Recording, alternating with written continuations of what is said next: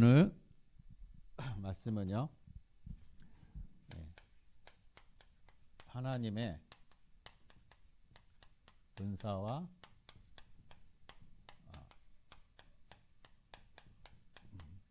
부르심입니다. 자, 하나님의 은사가 뭐죠? 로마서 6장 23절 보면은요, 하나님의 은사는 그리스도 예수 안에 있는 영생이다라고 얘기하고 있는 거예요. 즉 은사란, 하나님의 은사란 구원을 얘기하는 것입니다. 궁극적인 하나님의 목적은 사실상 우리를 향한 구원인 것이죠. 그래서 오늘 말씀이 하나님의 은사와 부르심인데 사실상 제목이 좀 길어가지고 제가 자른 겁니다. 제목은 더 저기 하면은요, 하나님의 은사와 부르심에는 후회하심이 없느니라, 이 말씀, 이 제목이에요. 궁극적은 하나님이 우리를 부르시고 선택하시고 구원하신 거에 대해서 하나님은 결코 후회하심이 없다라는 것입니다. 그래서 여러분, 우리 인생 뭐가 많죠? 후회가 많죠. 내가 왜 이 사람하고 결혼했지? 아이고, 이제 옛날에 내가 선택을 잘못해가지고 내가 잘못 눈이 뒤집혀가지고 뭔가 씌어가지고 괜히 이 사람 잘못 만났어. 우리가 그렇게 어떤 지나간 과거에 뭔가 우리가 잘못 선택함으로 인해서 잘못 내가 결정함으로 인해서 그것으로 인해서 내가 지금 이렇게 힘든 것이고 이렇게 고통당하는 것이고 이렇게 지금 어려운 것이다 라고 우리가 그렇게 생각하는 거예요. 그렇게 여기는 겁니다. 그러면서 우리 인생은 늘 뭐 했느냐? 후회, 지나간 과거에 내가 잘못 선택한 거, 잘못 결정한 거, 잘못 살아온 거, 내가 그때 그러지 말았어야 되는데, 내가 참았어야 되는데. 우리는 늘 뭐예요? 지나간 시간, 지나간 과거에 대해서 우리는 늘 후회합니다. 그러면서 후회하면서 또 똑같은 일을 또 해요. 그리고 또 후회합니다. 이게 반복이에요. 후회하고 또 다시 반복하고. 그게 이스라엘 백성들의 삶인 거예요. 그래서 사사기서를 보게 되면은 그들 늘 그러잖아요. 이방 신성 겪다가 어려움 당하니까 다시 또 하나님 앞에 돌아오고, 하나님 또 복주 주니까 어떻게 해요? 평안하니까는 다시 또 이방 신상을 섬기고, 이게 계속 반복되어지는 그 스토리인 것입니다. 우리 인생도 마찬가지라는 거죠. 늘 후회, 과거에 대한 어떤 그러한 거.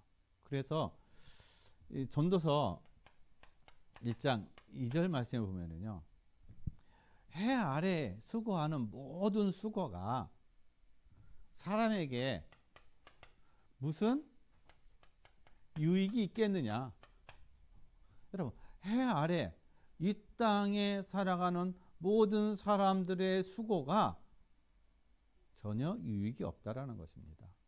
우리에게 유익될 것이 하나도 없다라는 거예요. 근데 우리는 뭔가 유익이 되는 것처럼 거기에 생명을 겁니다. 인생을 걸어요. 영원하지 않은 것에 거기에 우리의 모든 것을 걸어버리는 겁니다. 우리가 진짜 붙잡아야 되고 진짜 우리가 누려야 되고 진짜 우리가 집중해야 될 것에는 안 합니다. 아니요, 못해요. 왜냐? 솔직한 얘기로 얘기하면요, 그게 가치 없이 여겨지는 거예요. 내 눈에는 지금 당장 내가 급한 거는 그게 아닌 거예요. 이거는 나중에 내가 좀 시간 되면 조금 내가 상태가 좀 좋아지면 그때 하지. 지금 급한 건 이거야. 이게 급해 보이는 거야. 이게 더 중요해 보이는 겁니다. 그리고 나서 시간이 지나고 나서 어떻게 해요? 보니까는 이것도 저것도 아니야. 그때서 또 후회해요. 그러니까 우리 해 아래 사람의 모든 수고와 그거는요, 우리 인생에 그래서 아무 유익이 되지 않는다라는 것입니다. 그래서 성경은 우리에게 뭘 가르치고 있냐면요. 예수님께서 말씀하신 것처럼 씨 뿌리는 하나님을 떠난 인생, 하나님이 없는 인생은 늘 후회하는 인생밖에 안 돼요. 이 속에 있습니다. 늘 후회해요. 그러나 성도들도 마찬가지라는 겁니다. 성도들도 어떻게 해요? 늘 후회하는, 신약에 대한 후회, 그런 후회들이 계속 반복되어진다는 것이죠. 그래서 씨 뿌리는 비유에서 4가지 비유를 들었잖아요. 자, 그 중에 길가봐, 바위에 떨어진 씨앗, 그리고 가시밭에 떨어진 씨앗. 이 3가지 씨앗, 3가지 밭은요, 다 누굴 얘기하느냐? 불신자 상태를 얘기하는 거예요. 불신자 상태. 불신자 상태는 이럴 수밖에 없다라는 거예요.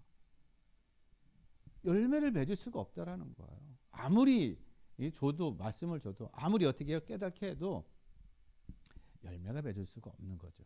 왜냐? 기본 바탕이 안 되니까. 그래서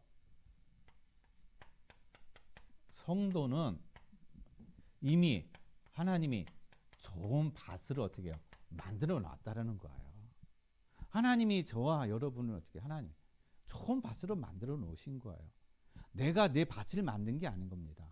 하나님이 만들어 놓으신 거예요. 어떻게 해요? 예수 그리스도로 말미암아 우리에게 구원을 주시고 우리에 있는 어둠이 떠나가게 하시고 우리 안에 빛을 비추셨다라는 거예요. 그래서 우리의 영혼을 어떻게 해요? 살게 하신 거예요. 이게 좋은 밭이라는 것입니다. 이 밭을 어떻게 해요? 내가 바꾼 게 아니에요. 하나님이 이 밭을 바꿔 놓으신 거예요. 그래서 이 밭을 바꿔 놓으셨기 때문에 우리는 뭐만 하면 되느냐? 아까도 말씀드렸듯이 어떻게 해요? 순종. 그래서 순종에는 분별하고 어떻게 해요? 우리가 선택. 이게 밭에 씨가 뿌려져서 열매를 맺어가는 그런 어떤 시간표라는 것입니다.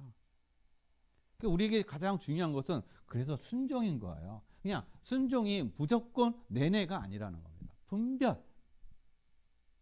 아무거나 순종하는 게 아니라는 거예요. 분별해서 선택하는 거예요. 이게 순종이라는 것입니다. 어느 것이 생명의 길인가? 어떤 것이 내가 사는 길인가? 어떤 것이 영적인 것인가? 이것을 내가 분별하는 겁니다. 그래서 우리가 알아야 될 것은 이미 어떻게 해요? 하나님 우리를 좋은 땅으로. 그래서 좋은 땅은 13장 9절 말씀 보니까는요. 8절 말씀에 자, 좋은 땅은 열매를 어떻게 맺는다고요? 100배, 60배, 30배라는 거. 여러분, 같은 좋은 땅인데 열매 맺는 거 달라. 100배, 60배, 30배 맺는다라는 거예요. 중요한 거는 열매를 몇 배 맺느냐가 중요한 것이 아니라 열매를 맺는 그 자체가 중요하다는 거예요. 여기에 포인트가 있는 것이지 열매를 얼마나 맺느냐 이게 중요한 것이 아니라는 것입니다. 하나님이 기뻐하시는 거, 하나님이 원하시는 거, 하나님께서 우리에게 두시는 것은 열매를 맺어가는 그 삶. 그것을 하나님 어떻게 해요?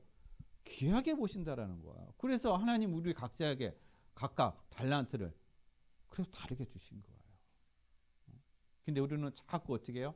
열매를 저 사람은 100가지 맺었는데 나는 50가지밖에 안 돼. 왜 나는 이것밖에 안 되나? 나는 능력이 없나? 이런 그런단 말이에요. 그러니까 뭐가 되어지는 거예요? 비교가 되어지는 거예요. 하나님 안에서 비교는 없습니다. 하나님 안에서 똑같은 거예요. 하나님의 자녀는요. 하나님 안에서 다 똑같은 거예요. 못난 자식, 똑똑한 자식 없습니다. 다 똑같은 귀한 자식이라는 거예요. 거기에 분량에 맞게 어떻게 해요? 다 줬다라는 것입니다. 근데 우리는 자꾸 뭐를 해요? 비교를 하는 거예요. 그러니까 비교를 하니까는 자꾸 뭐가 생겨요? 나는 안 되는 것 같은 그런 느낌 생각 드니까는 자꾸 자존감이 낮아지는 거야. 자꾸 나는 안 되는가 보다. 나는 하나님의 은혜를 못 받고 있는가 보다. 이런 생각, 이런 마음을 갖고 있다는 것이죠. 그래서 여러분, 이미 하나님이 저와 여러분에게 어떻게 해요? 좋은 밭을 주셨어요. 열매는 내가 맺는 것이 아니라 하나님이 열매를 맺게 하신다는 겁니다. 그래서 내게 주어진 것에 우리는 어때요? 감사하면서 우리가 누리면 돼요. 그러면 나중에 뭐 하나님이 더 플러스 해가지고 더 주실지, 뭐 안 주셔도 그거에 대해 우리가 감사를 누리면 되는 겁니다. 중요한 건 하나님의 자녀로서의 우리의 존재에 대한 가치, 내가 누군가, 이거가 중요한 것이지 열매가 중요한 것이 아니라는 겁니다.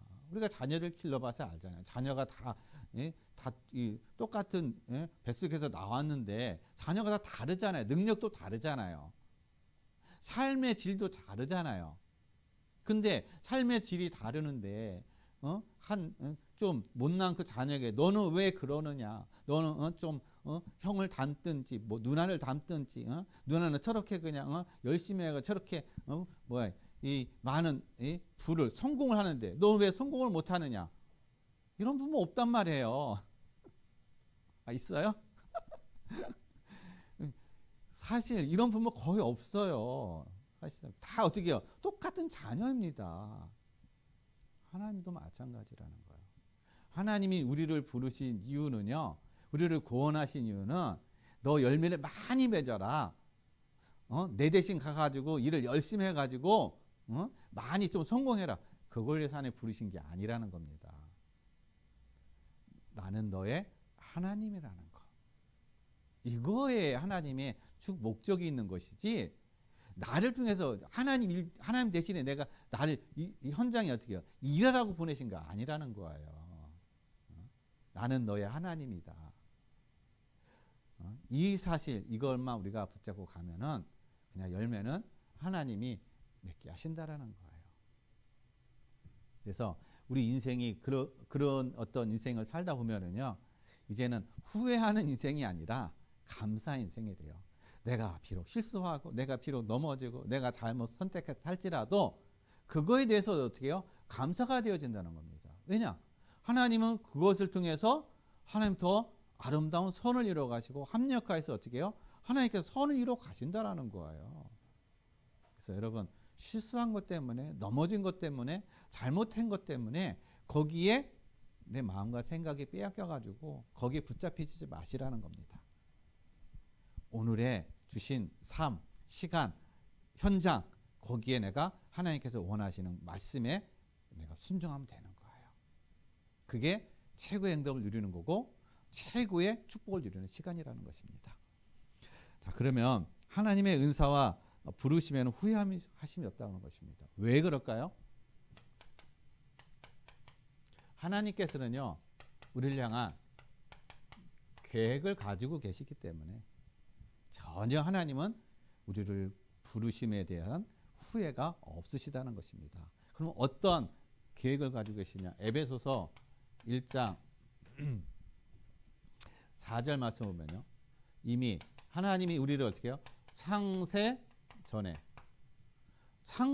전에 우리를 그리스도 예수 안에서 어떻게 해요?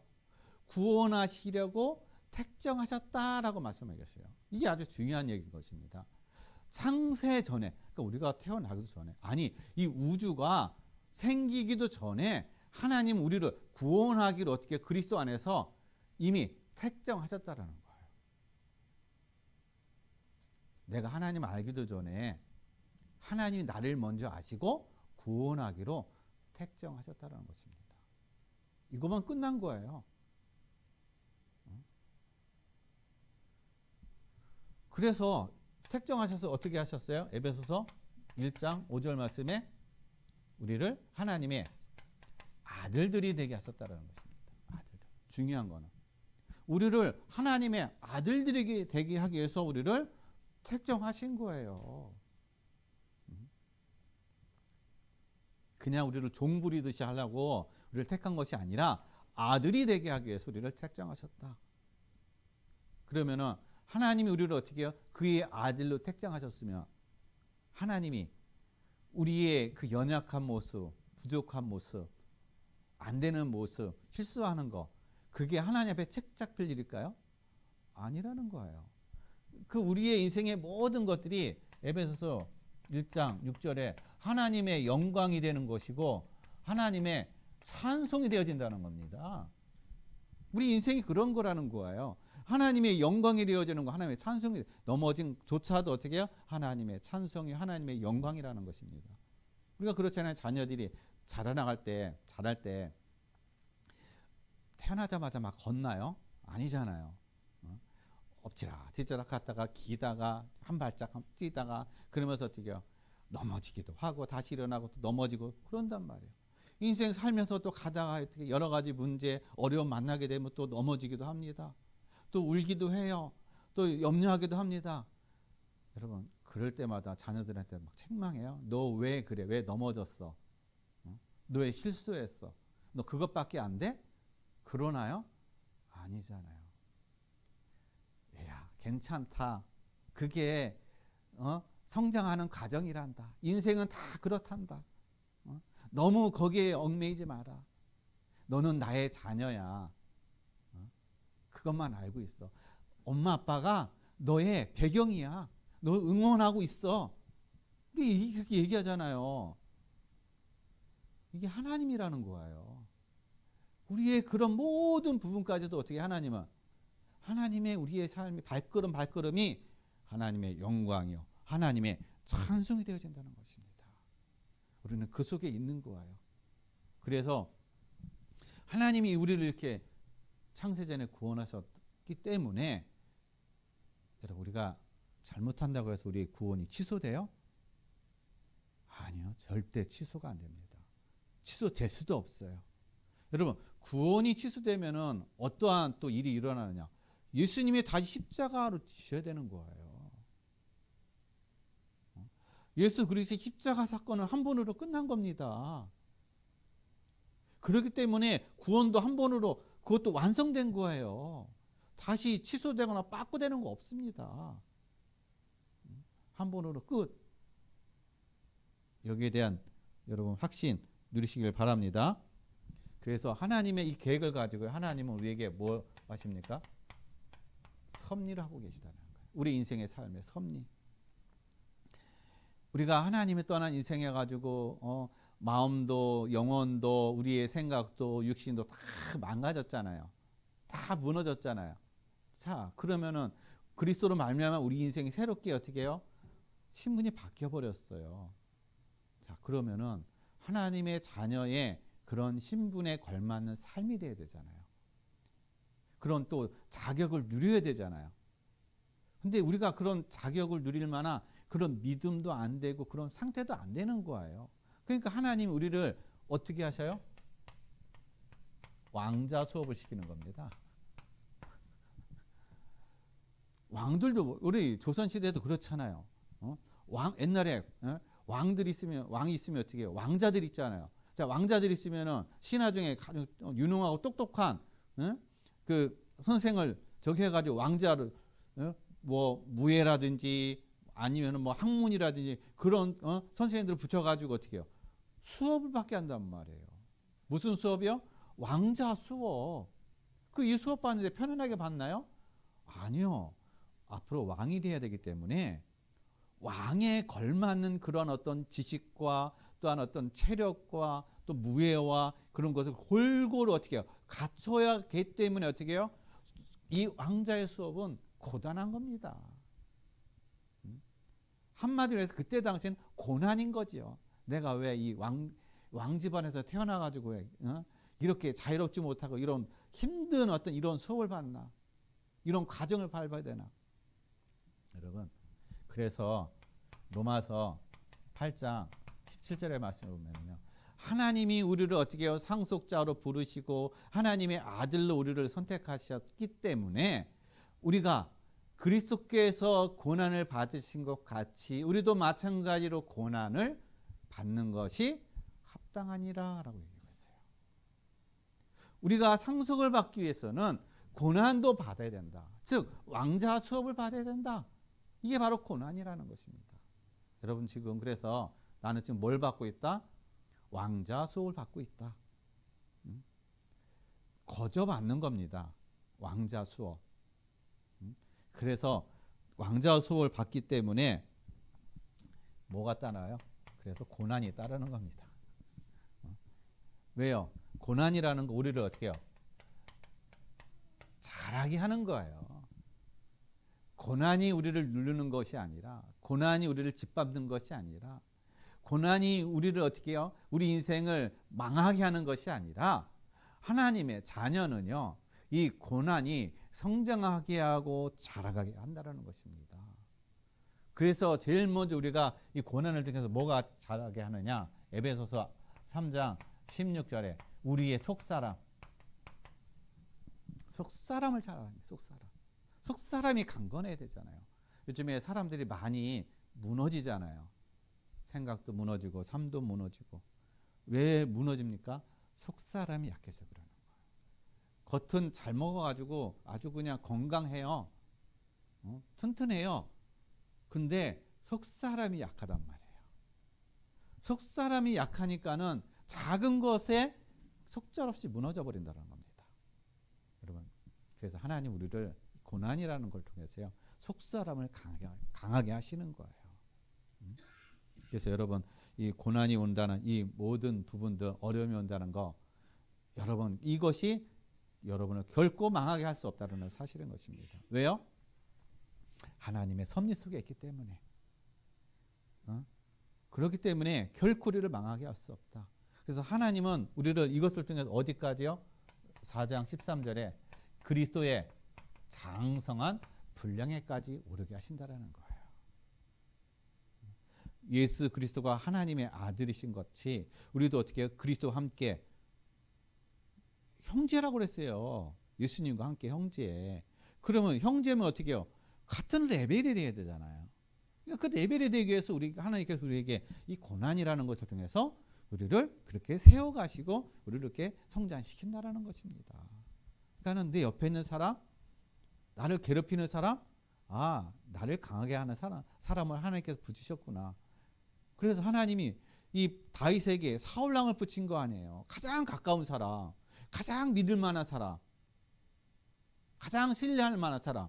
근데 가장 믿고 가장 신뢰할 만한 사람이 나를 넘어뜨리는 사람이에요. 나를 힘들게 하는 사람이라는 겁니다. 하나님은 이게요, 부부가 될 수가 있고요, 이게 자녀가 될 수가 있고요, 아니면 내 옆에 가장 또 친한 친구가 될 수가 있고 그렇단 말이에요. 그래서 하나님 이 가까운 사람들을 통해서 하나님 나를 세워가시는 그런 훈련의 과정이다. 그래서 이 모든 만남, 모든 일들이 다 하나님의 섭리 속에 있다라는 거예요. 그래서 하나님이 우리를 여기까지 자라게 하심을 통해서 어디까지, 우리의 성품이 어디까지 자라게 하시느냐? 신의 성품, 그러니까 하나님의 성품까지 자라게 하신다라는 거예요. 그게 베드로후서 1장 4절 말씀에 보면은 이 신의 성품에까지 이제 우리가 자라가게 들어가게 하신다는데, 이 5절에서 6절 보면은요, 이 8가지의 성품에 대해서 얘기를 하고 있습니다. 8가지. 근데 8가지의 성품을 얘기하는데 첫 번째와 마지막이 뭐냐 하면은요, 믿음과 사랑이라는 거예요. 이 두 가지. 이 두 가지 안에 6가지가 들어가 있다는 것이죠.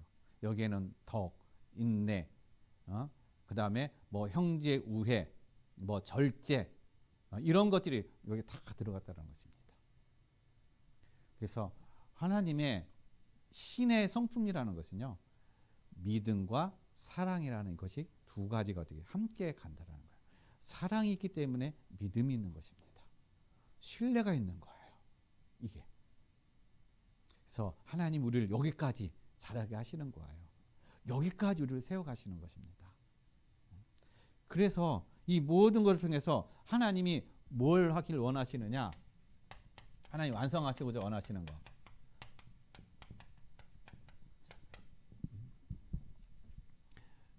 32절 말씀을 보면요. 하나님의 모든 사람이 어떻게 해요? 긍휼을 얻기를 원하신다. 모든 사람이 다 순종하지 아니하게 하시는 이유는 모든 사람이 다 긍휼 속에 긍휼을 받게 하기 위해서 하나님이 순종하지 아니하게 하셨다. 그러니까 하나님을 떠난 모든 사람이 다 뭐예요? 순종하지 않은 거예요. 그러니까 그렇게 순종하지 않게 하신 이유는 하나님의 긍휼 속에 들어오게 하기 위해서. 하나님의 긍휼을 받기 위해서 어떻게 해요? 하나님이 그렇게 하셨다라는 거예요. 그래서 내 옆에 순종하지 않는 사람, 하나님을 모르는 사람, 저 사람은 예수 안 믿기 때문에 전 지옥 가. 그게 아니에요. 저 사람 때문에 내가 하나님을 은혜를 누리는 것이고, 그리고 저 사람도 하나님의 은혜 속에 또 하나님의 그 긍휼 속에 어떻게 해요? 있단 말이에요. 그렇기 때문에 언젠가 하나님의 시간표 속에 저 사람이 어떻게 해요? 하나님을 만나고 구원받는다는 사실인 것입니다. 이런 어떤 관점, 이런 시각으로 우리가 봐야 된다는 것이죠. 그런데 너무 우리가 이분법적인 어떤 그런 적으로 이렇게 하게 되면은 사람을 정죄하고 판단하고 하기 때문에 안 된다는 것입니다. 성경에서는 우리에게 그렇게 얘기하고 있지 않다라는 것이죠. 그래서 하나님께서는요, 시작과 끝이라는 거예요. 하나님의 모든 것들은요, 시작과 끝이 누구냐? 하나님이라시는 거예요. 그럼 우리는 이 시작과 끝 속에 이 사이에 우리는 지금 있다라는 사실인 것입니다. 하나님이 우리를 구원하기 시작하셨기 때문에 하나님이 어떻게 해요? 끝도 하나님이 하신다라는 사실인 것입니다. 그래서 우리의 궁극적인 것은 그리스도 안에서 우리의 구원이 그래서 완성이 된 거예요. 끝난 겁니다. 근데 우리에게 일어나는 이런 모든 어떤 일과 사건과 우리가 넘어진 그것은 우리를 어떻게 해요? 자라게 하시는 그런 하나님의 그 완성의 그 시간표로다가 우리를 어떻게 해요? 계속 우리를 인도해 가시는 거예요. 그래서 넘어짐이 내가 잘못한 게 아니라는 것입니다. 실수가 내가 신앙이 잘못된 것이 아니라는 거예요. 그것이 하나님의 징계를 받는 것이 아니라는 것입니다. 성장의 과정 속에 있다는 사실인 거예요. 그래서 이 사실을 아시고 오늘 36절 말씀 우리가 읽지 않았는데 36절 말씀은 이렇게 그래서 말씀하고 계십니다. 모든 만물이 주에게서 나오고 주로 말미암고 주에게로 돌아감이라. 그에게 영광이 세세 있을지어다. 아멘. 모든 만물이 어떻게 해요? 시작이 주에게서 나오고 나중에 주에게로 돌아감이니라. 시작이 예수 하나님이시고 끝이 하나님이시라는 사실인 것입니다. 그래서 하나님께서는 우리에게 궁극적으로 어떠한 우리를 무엇으로 완성하시느냐? 증인으로. 사도행전 1장 8절에 하나님이 우리를 어떻게 해요? 증인으로 만들어 가신다는 겁니다. 그럼 증인이 어떤 증인이에요? 여러분, 증인이 내가 하나님의 축복을 받아가지고 뭔가 이 사람들에게 비교될 만한 어떤 그런 것을 가지고 있는 것이 증인이에요? 하나님 그거 얘기하는 게 아니에요. 이 증인은 그리스도의 증인인 것입니다. 그리스도의 증인. 그래서 안디옥 교회 사람들이 처음에 어떻게 해요? 제일 먼저 그들이 그리스도인이라고 얘기를 들었던 것이 바로 그들의 삶이 그리스도의 증인이었기 때문에 그리스도의 증인의 삶이었기 때문에 어떻게 해요? 안디옥 교회로부터 저들은 그리스도인이라라는 그 말이 나오기 시작했다는 것입니다. 그러면 진정한 증인이 무엇이냐? 여러분, 증인이라는 거는요, 세상 사람들, 불신자들하고 어떻게 해요? 다른 거라는 거예요. 삶의 방식도 다르고, 생각도 다르고, 가치관도 다르고. 불신자들이 하는 거, 가치관과 삶과 그런 그들이 가지고 있는 기준과 삶의 방식 그대로 똑같이 우리가 살아간다면, 똑같은 걸 가지고 있으면 증인이 아니죠.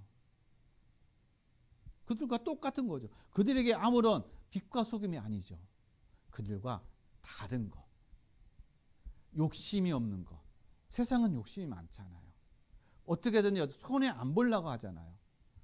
그리스도의 증인이라는 것은요, 손에 내가 이 땅의 것을 가지고 어떻게 해요? 욕심 부릴 필요가 없는 거예요. 오히려 어떻게 내게 있는 것까지 줄 수 있는 그러한 삶. 아무것도 없는 것 속에서도 감사가 되어지고 기쁨이 되어지는 삶. 누려지는 삶.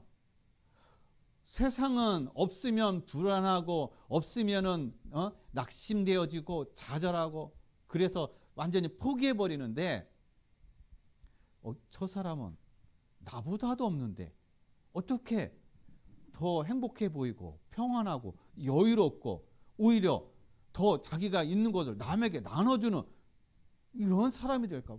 저 사람에게 있는 게 뭘까? 이게 증인이라는 거예요. 그래서 초대교회가 어떻게 해요? 이러한 삶을 살아갔다는 것입니다. 성경에 많은 사람들이 어떻게 해요? 히브리서 11장에 있는 사람들이 다 이러한 삶을 살아갔다는 거예요. 뭔가 내가 세상의 것 가졌기 때문에 권력을 가졌기 때문에 그 힘으로다가 난 예수 믿기 때문에 너도 예수 믿어라가 아니라는 거예요. 권력자 앞에서도 힘 있는 자 앞에서도 나보다 많은 것을 가지고 있는 사람 앞에서도 어떻게 해요? 그들은 이 존재 자기의 가치 그들이 가지고 있는 그리스도의 그 생명 그 가치를 알고 거기에 대한 어떻게 해요? 거기에 대한 이 하나님의 은혜를 어떻게 해요? 깨닫고 누리니까는요. 그런 것이 부러운 것이 아니라는 것이죠. 그걸 가지고 그들을 살릴 수가 없다라는 것입니다. 내 안에 있는 그리스도의 생명만이 어떻게 해요? 그들을 살릴 수가 있는 거예요. 내 안에 있는 그리스도의 빛만이 어떻게 해요? 그 어둠 속에 있는 그들에게 빛으로 전달될 수가 있다라는 겁니다. 그래서 증인이라는 것은 바로 그리스도의 증인으로 우리가 세워져 가는 거예요. 여기에는 우리가 가지고 있는 배경 그것이 아무 의미가 없다는 것입니다. 내 안에 빛을 내가 가지고 있느냐 이게 중요한 거예요. 내 안에 그리스도의 생명이 있느냐 이게 중요한 것입니다. 그래서 내 안에 그리스도의 생명과 그리스도의 빛이 있으면요 죽음까지도 그 속에 들어가서 사는 것까지도 어떻게 해요? 그게 문제가 되지 않는 것이죠. 왜 초대교회가 도망쳐서 굴 속에 들어가서 살고 십자가에 죽고 화형에 죽고 사자밥이 되고 하는데 그 속에서도 그들이 신앙을 놓지 않았어요? 그 안에 그리스도의 생명이 있고 그리스도의 빛이 있었기 때문에 그것을 어떻게 해요? 그 세상에 그 어떤 것도 빼앗을 수 없고 하는 어떤 그런 은혜를 누렸다는 겁니다. 즉 그 가치를 알았다라는 거예요. 그러니까 육신의 생명보다 어떻게 해요?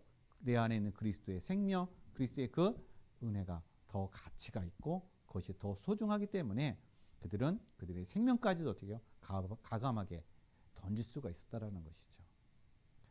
그래서 지금도 마찬가지입니다. 지금 우리가 순교는 아니죠. 순교할 수 없죠. 초대교회처럼. 근데 우리가 이 시대에도 하나님 우리에게 순교를 원하셔요. 어떤 순교요? 세상과 구별된 순교. 이거를 원하십니다. 네가 정말 그리스도의 제자냐? 이 안에 그리스도의 생명이 있느냐? 그리스도의 빛이 있느냐? 하나님은 어떻게 우리에게 그것을 지금 어떻게 해요? 만들어가고 계시다라는 것입니다. 그게 우리에게 있는 순교예요. 그러면은 결론을 말씀드립니다. 여러분, 지혜가 무엇일까요? 지혜. 우리는 지혜는 뭐 사람들이 저 사람 참 지혜롭다 얘기하면 뭐 일을 뭐 이렇게 잘하고 어떤 뭐 일들에 있어 아니면 어떤 문제에 있어서 그걸 잘 해결하고 하는 어떤 그런 부분들을 얘기합니다. 물론 뭐 그런 것도 지혜죠. 근데 진짜 지혜는요. 아무리 세상에서 그런 어떤 일을 잘하고 사람들의 어떤 그런 관계를 잘하고 하더라도 뭐를 모르면 그리스도가 없으면은 그거는 그냥 육신의 지혜밖에 안 돼요. 그래서 고린도전서 2장 14절에 14절인가? 1장 24절. 1장 24절에 그리스도는 어떻게 해요?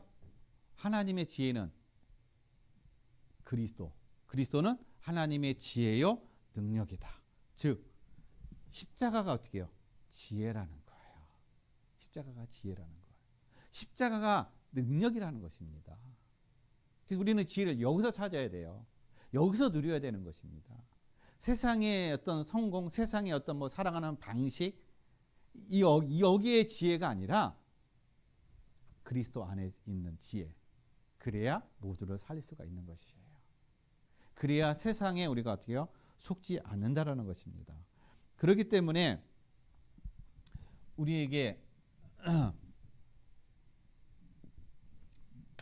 고린도전서 2장 14절에 보게 되면요. 그래서 이것이 세상이 어떻게 해요? 어리석게 보이는 거. 사람들이 봤어요. 야, 저 사람 되게 어리석다. 어떻게 저렇게 손해보고 살까? 응? 어떻게 저 사람은 저렇게 야, 이 생각도 없나? 이렇게 맨날 뭐 이렇게 피해만 보는 것처럼, 손해만 보는 것처럼, 약한 것처럼 그렇게 살아갈까? 세상이 봤을 때 어떻게 해요? 그리스도의 십자가의 그 지혜로 살아가는 사람은 어리석게 보인다라는 것이에요. 근데 이거는 영적인 지혜라는 것입니다. 영적인 지혜. 육으로 살아가는 사람은 이 십자가의 지혜를 모른다라는 거예요. 육으로 난 사람은요, 이 십자가의 지혜를 모릅니다. 하나님으로부터 난 사람만이 어떻게 해요? 이 그리스도의 지혜. 그래서 세상에 봤을 때 어리석게 보이는 것이죠. 그러니까 초대교회에 많은 사람들이 그렇게 십자가 주고 가는데도 어떻게 사람들이 다 어리석게 보인 거죠. 왜 저 사람은 죽어가면서 저렇게 개죽음을 하면서 왜 부인하지 않을까? 생명이 죽어, 육신이 죽어가는데, 고통당하는데. 근데 그게 하나님의 지혜예요. 하나님의 승리라는 것입니다.